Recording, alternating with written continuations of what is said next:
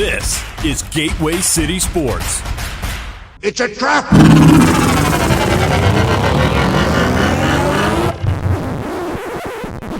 Oh, I'm sorry. Did I break your concentration?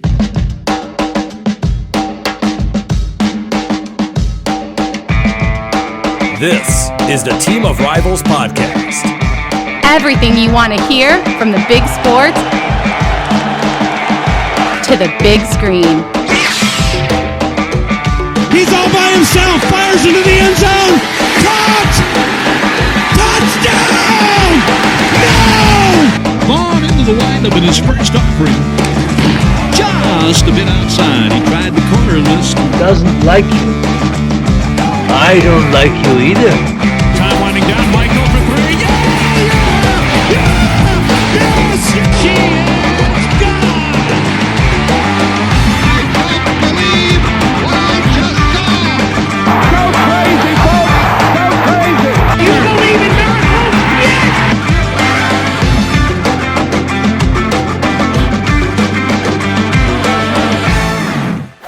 You may fire when ready. What?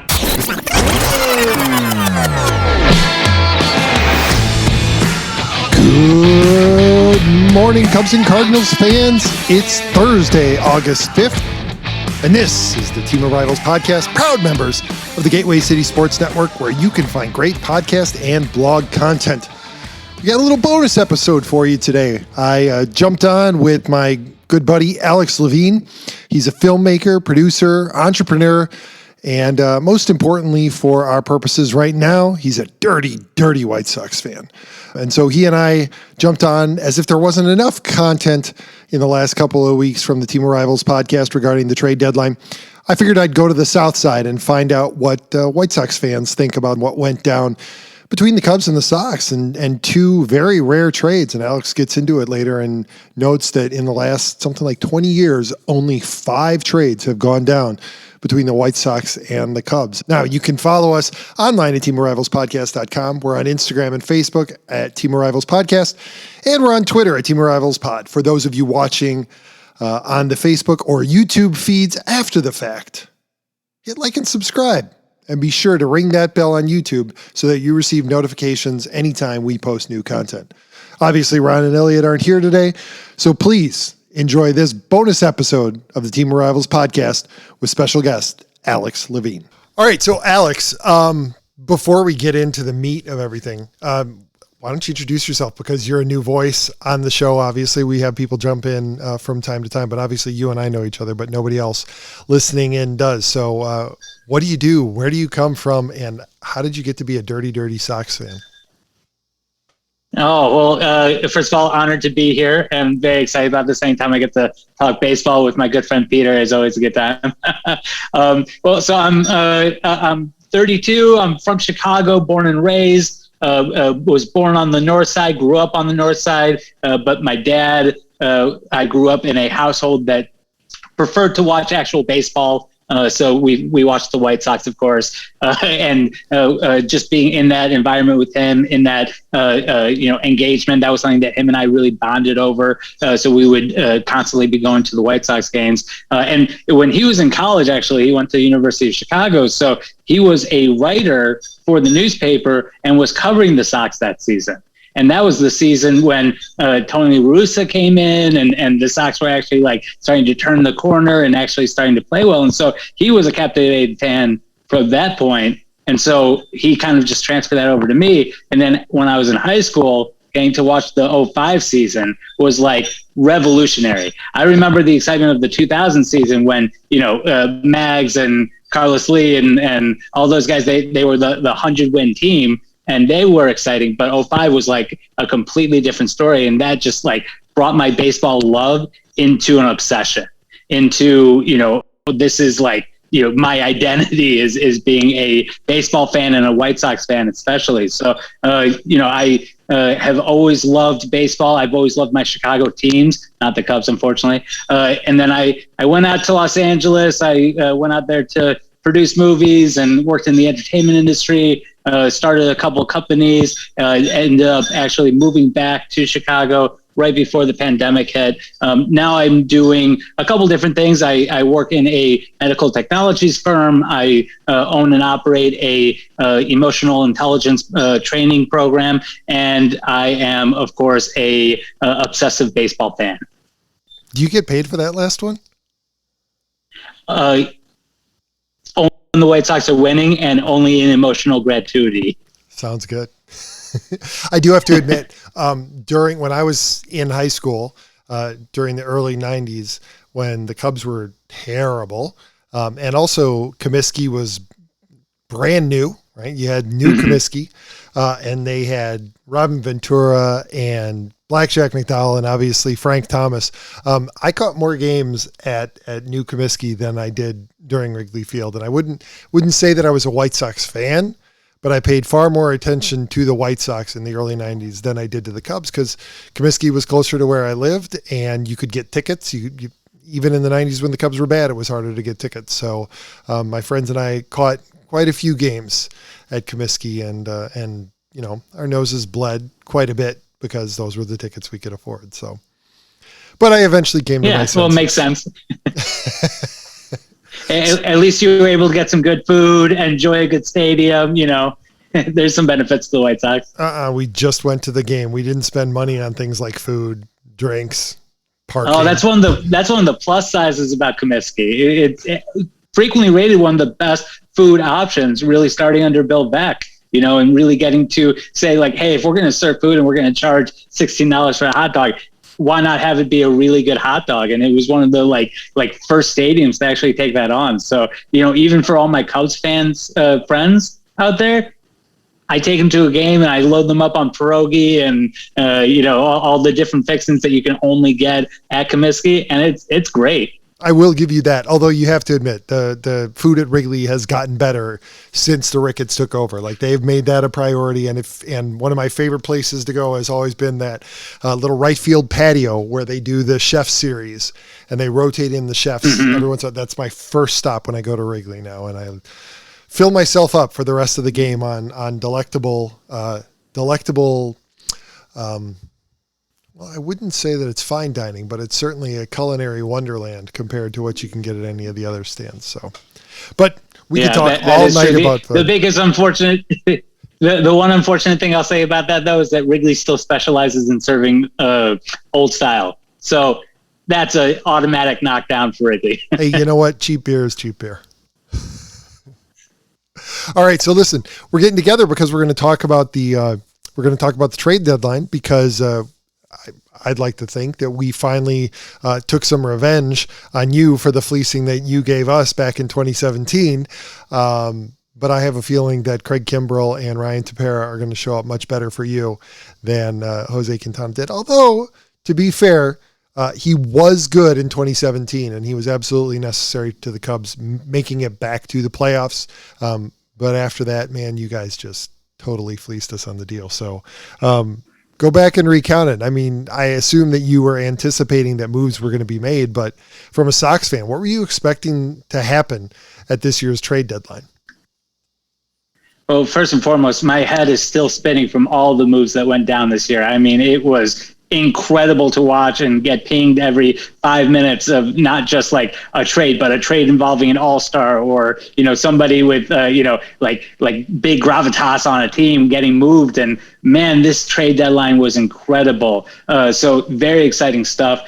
You know, I went in with high expectations, as I have the past several years, right? Ever since we announced the rebuild and we traded away the team. But, you know, big credit to Rick and the hardworking people of the front office of the White Sox, you know, really making smart moves and doing it in a way where they weren't rushing it. They were, you know, putting pieces together that were, in essence, several years of players that could be as valuable or more valuable than those they were trading away. You know, Chris Sale was a big hit. I'm actually wearing my Sales shirt right now, but, you know, being able to get back Yohan Moncada and Kopech and be able to like have those guys in our system for years, and then being able to trade Adam Eaton away and be able to get Lucas Giolito, like, you know, there's some big moves. And then of course, getting Eloy and Dylan Cease, that was huge. And I mean, it was a bit of a gamble since, as the Mad Dog would famously say, prospects are prospects. You don't know what you're getting out of them. But,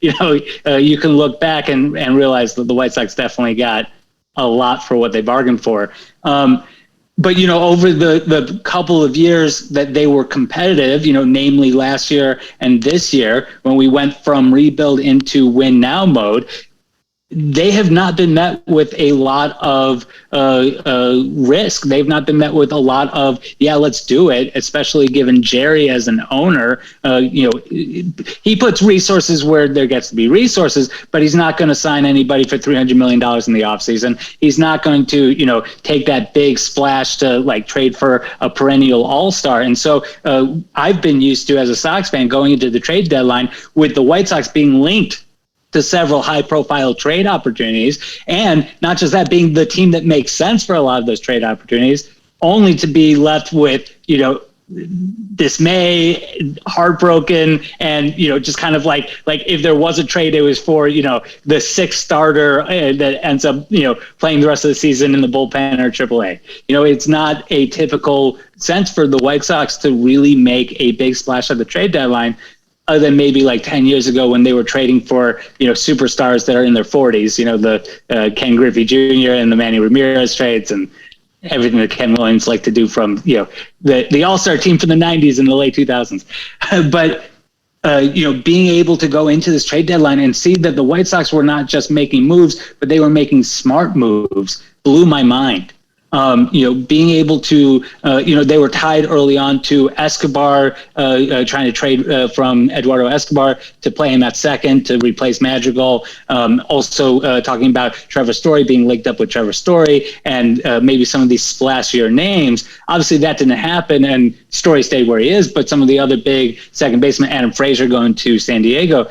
We kind of saw some of these names getting taken off the board, only to be surprised by an interdivisional trade getting Hernandez from Cleveland Indians, which makes so much sense. He's a gold glove second baseman. He's a switch hitter. He has some power and pop to him, which he's not going to be, the all-star. He's not going to be the Trevor Story coming in and adding into what's already a lethal offense, but he's a solid piece for what we need in the middle of our infield.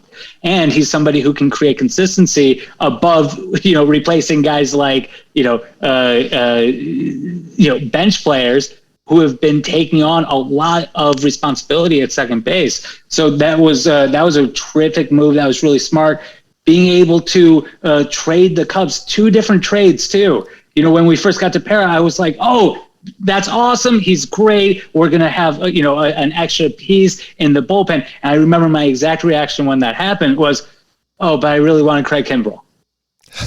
And actually, you'll remember when the Cubs threw their combined no-hitter, what was the thing that I sent you via text? I was saying, I'm really happy, not for the Cubs, I'm really happy for Kimbrell getting to be a part of a no-hitter because I've always been a Kimbrell fan, even though he's been in in a Cubs uniform. So, as soon as we traded for Tepera, I was like, oh, I really want a Kimbrell.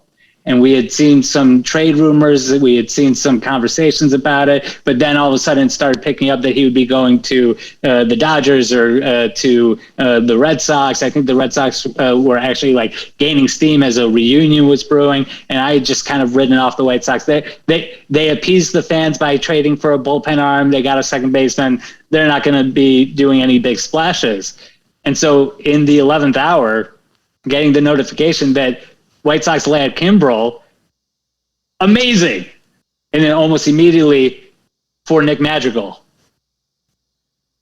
kind of heartbreaking. Not going to lie, kind of heartbreaking. You guys have picked up a very solid player in Nicky Two-Strikes. And I'd love the guy does not. I'd love to have you go deep on that because, as Cubs fans, people think that we are obsessed with the crosstown rivalry. And as I'm sure the crosstown rivalry goes one way, right? It goes south to north. Northsiders really don't care about the White Sox, and we don't pay attention to your players except for the ones who used to be ours and who come back to bite us when we send them your way. So tell us more about Madrigal. What do Cubs fans have to look forward to when he gets healthy next year? So Nick does not play the 21st century style baseball. He plays the 40s, 50s style. Let's put contact on the ball. Let's hustle. Let's he's not specifically a small ball guy, but he excels at fundamental baseball. So he gets the nickname Nicky Two-Strikes because the guy doesn't strike out. He has struck out less than 20 times in however many plate appearances he's had in this calendar year. No, actually dating back to when he made his major league debut. He has terrific eye to ball recognition, being able to locate where the ball is, put bat on the ball. Sure, he'll fly out, he'll line out. He's not always going to get on base, but he is a hitter first type of hitter. As when we're in the StatCast era where players are all trying to put huge power and exit velocity on a baseball, Nick is trying to put the ball in play. And so he's in spring, a lot of the Sox were teasing him because he declared that he's going to be a 3,000 career hitter. That's the type of player that he wants to be, and that's what he's working towards. And honestly, he's got the skills to back it up. He's consistent enough with it. He will get to kind of adjust his process a little bit when pitchers are really figuring it out. There was like a period of time before he got injured where he wasn't getting on base as much. He wasn't putting the ball in play. And so he started to put a little bit more power on. Amazingly enough, he hit 2 home runs this season, which is more than Nomar Mazara ever hit in a White Sox uniform. So, he can get away with some power, but not a power guy. Defense, he's made some mistakes as he's been figuring it out. But I see him as a potential Gold Glove second baseman in the near future. He has a lot of versatility in the field. He is willing and able to take on whatever it comes his way, which is needed as a middle infielder. He's fast, not super fast. He's not a base stealing threat, but he certainly has some speed to him, which is really great in his fielding. And so he's going to be a perennial Gold Glove caliber second baseman. The biggest question mark at this point, given that within the 2 seasons that he's played in the majors, both seasons have been cut short from injury. Will he be able to maintain health as he progresses forward? And I think getting into a little bit older of an age, growing into his body even more, even though he's been in the majors for a couple of years, he's still a relatively young guy. We drafted him out of 2017 and, he spent some time in the minors, but he's still kind of forming that durability that I think he's going to need. So I think it was a smart move for the Cubs to say, hey, we're rebuilding. We're going to trade away the team, and we're not worried about filling second base right now. We're going to trade away for a second baseman who's going to be here for the next 5 years, consistently, giving to the club and being a part of what you have coming up. And I think it was smart for the White Sox, right? Being able to take, somebody who they truly believe in. They drafted 4th overall not that many years ago, and somebody that they have been communicating since day one that they believe in, that they're committed to. But at the same time, events being what they are, gets injured in a season where they're really going for it. It makes sense you need to fill second base. You need to fill that back end of the bullpen, which has been wearing thin and putting a lot of pressure on Liam Hendricks. We can't use Nick in 2021. Let's see what value he can bring. And so I'll take Kimbrel for him for arguably 2 years, considering that the White Sox will probably pick up his option. So you get 2 years of Kimbrel and Cubs get 5-6 years of Madrigal. I think that's actually a really smart trade. And then there was also the quote unquote throw in. What can you tell us about Cody Hoyer? Because first time I saw his name was when it came across the trade wire. So what are we looking at there? The kid throws fire. He throws triple-digit fastballs. He's got a little bit of late life on his fastball, which is really it's energetic and deceiving. So it will be continuing down the path until like a foot before home plate, and then he's got a little dip on it. So it's almost acting like a last-minute sinker, even though it doesn't really sink completely. He's got a lot of fire in him. Last year, he surprised a lot of people when he came up and operated out of the pen, and he really was successful in his consistency. This year, there's been a little bit more command issues. I think he might have just been getting a little too excited out there. He's had some command issues with finding the strike zone consistently. He's not he's not going to be a threat to walk a lot of guys, but he is going to be he's going to throw 18, 20 pitches within an inning sometimes because he might not have his stuff with him. But when he does, he is lethal. He is somebody who can really energize, especially in the middle innings. You're talking about a 6th, 7th inning reliever who's able to come in pressure situations and be able to, give you that high heat with a little bit of a nice breaking ball to go along with it. But really, you're looking for him to throw fastballs. Brilliant. Sounds like an outstanding setup, man. Yeah, expensive as a trade chip, but to make room for Tepera and Kimbrel, I'll take it. Yeah, absolutely. So what were you expecting? I mean, were you expecting, was Tepera the last bullpen arm that you thought you were going to add? Or did you think it'd be somebody else, but a little bit further down the line as far as desirability? The moment that trade happened for Tepera, I thought that was it. I thought that was going to be it. So, as a Sox fan, I'm prone to cynicism and wanting big things, right? Like we get tied into trade rumors constantly for big names, and being in a big market, even though we're the second team in a big market, like we make sense for a lot of guys and frequently get our hearts broken. So I think early on, when we were talking about the trade deadline, it was getting to be before the All-Star break, and we're talking about it. I thought that we'd be going after either Adam Frazier, Trevor Story, or Kimbrel. I didn't think that we'd be getting, two of those three guys. I thought we would be getting one of them. We certainly did. But I thought the top of the list was going to be either Trevor Story or Adam Frazier. And that was going to be the big focus. We got tied to Escobar. I didn't think that was going to really make sense. It makes more sense for him to go to Milwaukee. But I thought that we were going to be going for a more offensively prone second baseman, especially given the injuries that the White Sox have had and the reliance on the 11th man, the 12th man to come up and play every day. We haven't had a lot of offense. There was a point there where the White Sox were the number one team with run differential, and we held that spot for about 2.5 months. That's fallen off a lot because our offense has not been playing like it was. A lot of the players have been injured. So I thought the priority was going to be getting Story. Allowing him to hit bombs at Comiskey. He's the type of player that makes a lot of sense in the White Sox uniform. And, as much as I was saying, like, oh, this is going to happen, it was going to be seen to be believed, right? And then, as we were getting closer, it was clear that when some of the names were getting taken off the board, Adam Frazier, Escobar, all of these guys were starting to move, and a lot of teams were starting to move. I kind of just held my breath a little bit to see if anything the White Sox would. And so, especially for a second trade to go down between the Cubs and the Sox, which I didn't realize is they've only completed 5 trades between the two of them within the past decade, I think it is.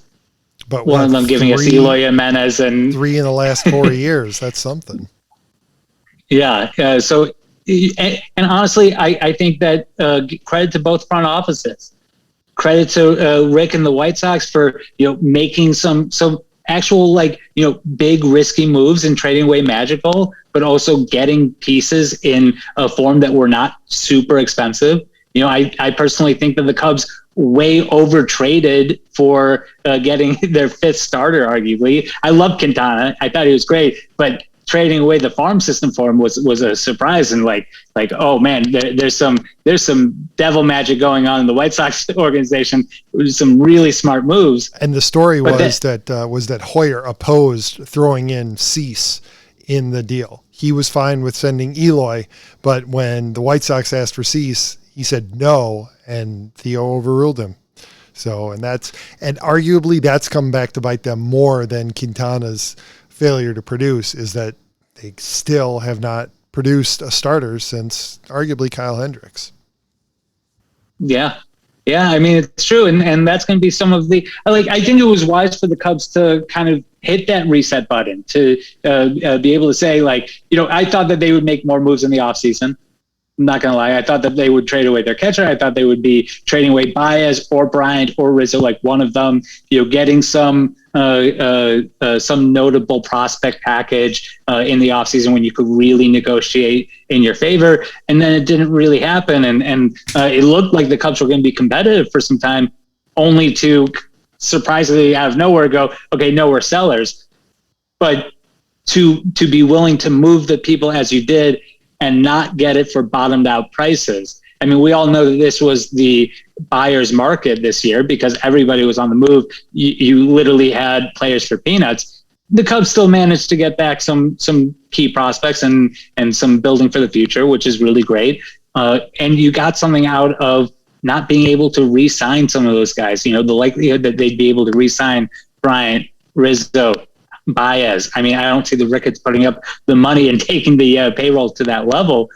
It was smarter than to say like, hey, let's go in, let's hit the refresh, let's get what we can in terms of value, and let's hit the market next year to see how we can take us forward.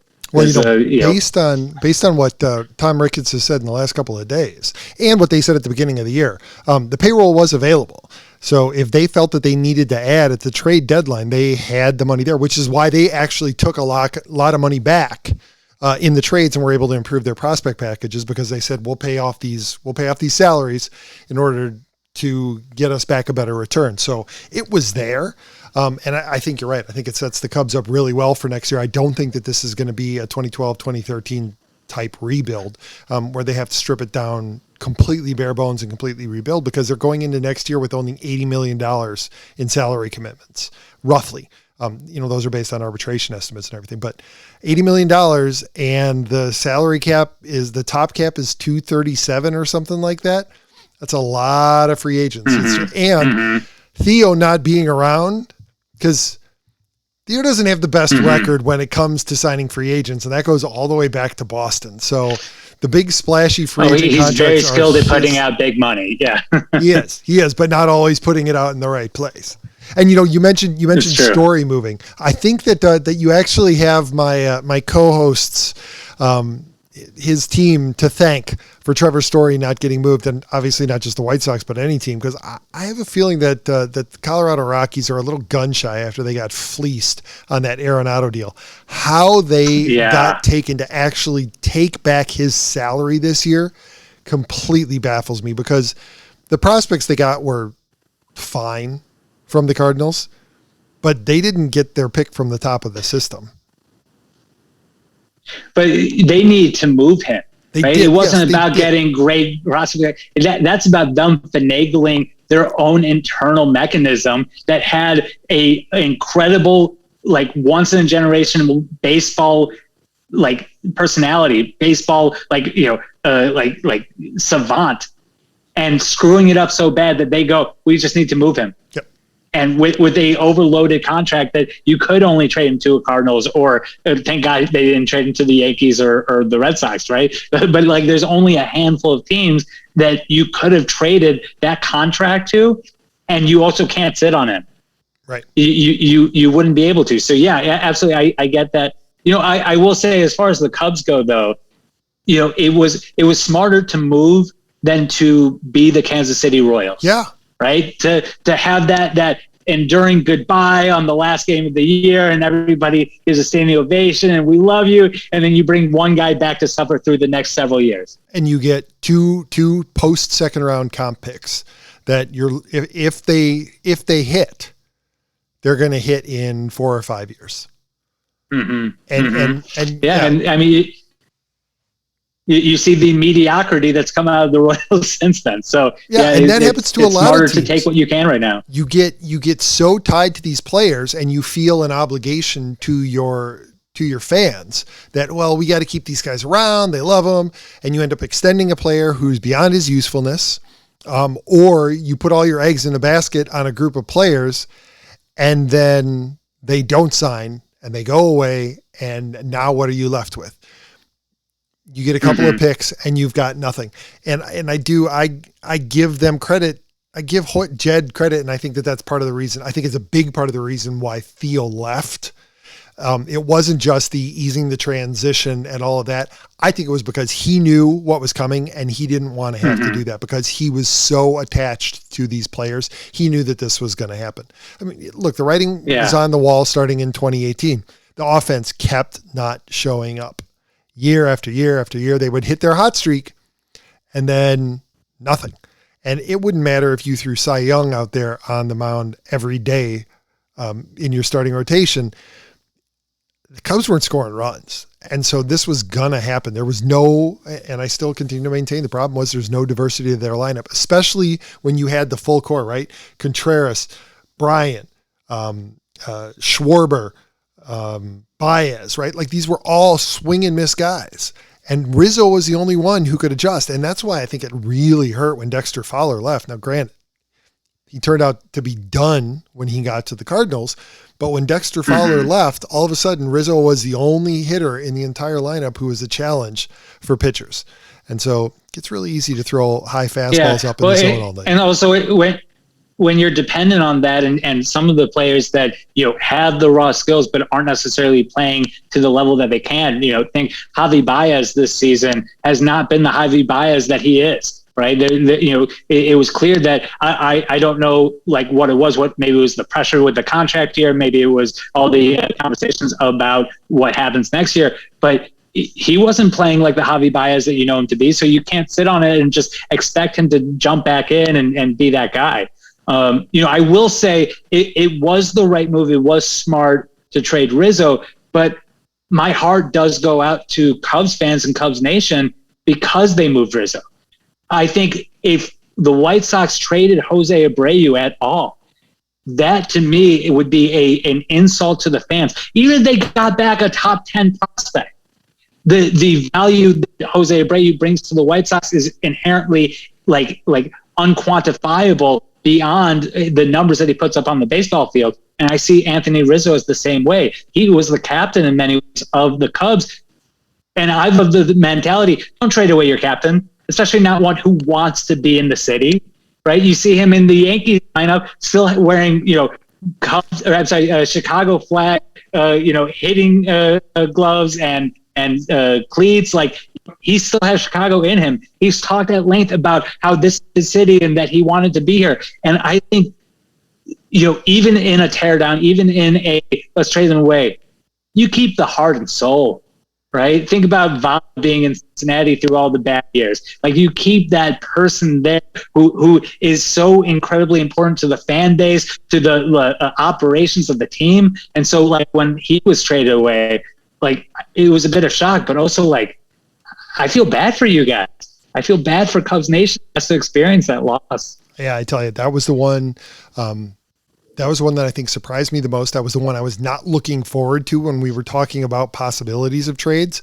And that was the one that upset my son the most. Like when he heard that they had, so I told him on Thursday and I could see the upset in his eyes and then it passed.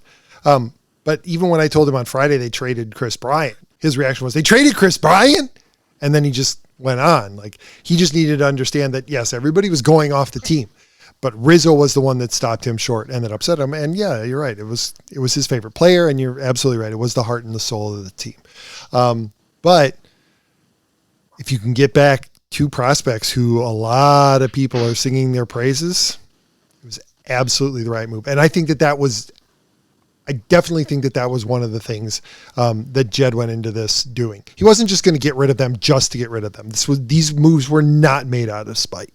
This was made out of an effort to improve the team and to put those players in a better place. I mean, if you look at all three of the big three, they landed in pennant races and they landed in places where they would want to be, right? Rizzo is going to thrive in New York. We know that he's going to. And he's already a fan favorite in New York. They were chanting his name at his first home game in Yankee Stadium. Baez gets to play next to his childhood best friend. And Chris Bryant all three hit home runs in their debuts. Because of course they did. And Chris Bryant gets to play where he said in his introductory press conference, he probably was going to end up there anyway. Apparently he and his wife had talked about it in the past about one day ending up in San Francisco. So I would not be the least bit surprised if Chris Bryant ends up becoming a San Francisco Giant for the years to come. So, but I think that was, and my hat's off to Jed for doing that, for not only taking care of the team, but also for taking care of those players who meant so much to the franchise and to the fans. Yeah, absolutely. And I wish them the best of luck. I'm excited to see them in the postseason. It's unfortunate that Chris Bryant is wearing a Giants jersey because, screw the Giants. But can we talk about the AL East for a second with all the moves they did? Because my head is still spinning about the AL East. I mean, you have Tampa Bay, who somehow plays 3D chess with all of their moves. I don't understand it at all. And somehow they do moves that don't inherently make sense on paper. Like 1 does not equal 1. It's just like they make all these moves for better or for worse, and then seemingly just get more wins out of it. Like that, that has to be like page 1 in the the new general manager's handbook, right? Do not trade with Tampa, because you're going to lose out. They're going to fleece you. I don't know if you heard about it, but apparently Tampa was trying to get Bryant and or Kimbrel, and the offers that they had, they offered Tyler Glasnow, but he's going to be gone until 2023. Like, they had all these prospects, but they refused to let go of the top prospects in their system. You know that there are other organizations that, with the opportunity to pick up game changers like that for a playoff push, would have said, fine, yes, take our top prospect. The Cubs in 2017, take our top prospect. We want to push in for this. And somehow Tampa convinces teams to give them top players for less than a stellar return. I just don't know how they do it. It's wild, but also they avoid some of the other top players that they're connected to. They traded for Nelson Cruz, which is probably the biggest name that they've, actively traded for in years. And that was a surprise move, but then at the same time, they've traded away other pieces of their team and somehow keep on getting more wins. They seem to just move players at such a precision that none of the other teams really can understand their game, and they do it super well. Right. And then you have teams like the Yankees and the Red Sox. The Yankees traded away half their farm system in order to get 2 big left-handed bats when they're not even the consensus favorite to make the postseason. Like they have taken on X amount of money and talent and traded away a lot of their farm system, and they'll probably end up third in the division. But that's been the great addition of the expanded wild card format is more teams are in it longer. And so you get more moves at the deadline. You get more fan bases engaged. It's been a very positive development. And you're right. The Red Sox, absolutely, they added, but they look like a pretty shaky. Well, I don't know. Are they still in first? I know that the Rays passed them at one point. They're in second. They're not far behind, but the Rays have a solid lead. Look, the Red Sox move for Schwarber, I'm not going to lie, that was a defensive move to appease the fan base, right? They see the Yankees making a lot of moves. They know that they need a left-handed bat. So you know what? We'll make a trade. We'll make everybody happy. We'll grab headlines, and we got Schwarber, who's had a really great year. But it also doesn't really make sense. Well, it's kind of the same thing that the Cardinals did. An outfielder. The Cardinals didn't. Exactly. It was to appease the fan base. You're absolutely right. 100%. But the Red Sox, they traded for an outfielder. They don't need an outfielder. They need a first baseman. And that's what they're going to train Schwarber how to do. It makes no sense. And then you have the Rays not the Rays, the Blue Jays, who on paper were my favorite this season going in to take it all. I'm rooting for the White Sox. I think, we're World Series bound for sure. But on paper, the Blue Jays look lethal. They've kind of hung in there. They have some exciting players. Vlad is going to, win MVP this year if Shohei Ohtani doesn't win it. And they have all the right pieces. And they went out and they made some really smart moves, right? They updated their starting rotation. That looks really great. They moved from Buffalo back to Toronto, so they're going to be in a little bit more of a pitcher-friendly park than, the confines of a AAA stadium. They should be getting more wins than they are. And I think they made the moves to hopefully get there. Now, whether that pans out on wins or not, especially in as competitive a division as the AL East, that's to be seen. But I mean, I think aside from the sell-offs of the Nationals and the Cubs, the AL East really kind of like set the tone. And of course, the Dodgers picking up way too many starting pitchers. And you saw today, right? They signed Cole Hamels. I saw. Unbelievable. Which also doesn't make sense. No. I think that the Dodgers are collectively trying to get the AARP membership. They've got Pujols, they've got Hamels, the Scherzer. They're trying to like add the average age to like 36. Andrew Friedman needs to stop using the cheat codes on MLB The Show and turn the trades back on because that's what he's doing. Every trade gets approved. It's fine. Yes, no, you can go ahead and do that. It's ridiculous. But hey, it just makes it all that much more compelling, and it'll have that many more people rooting against them if they get to the World Series. And rooting for the White Sox. How do you like that? You're going to have Cubs fans rooting for you simply because they don't want to see the super team win. Has it frozen down in hell? Because I don't think that that's actually computing with me. Not quite Cub yet. fan rooting for a White Sox team? I don't understand. We'll find out in 2 months. Hey, listen, we're running up on time. Any last thoughts before we run out here?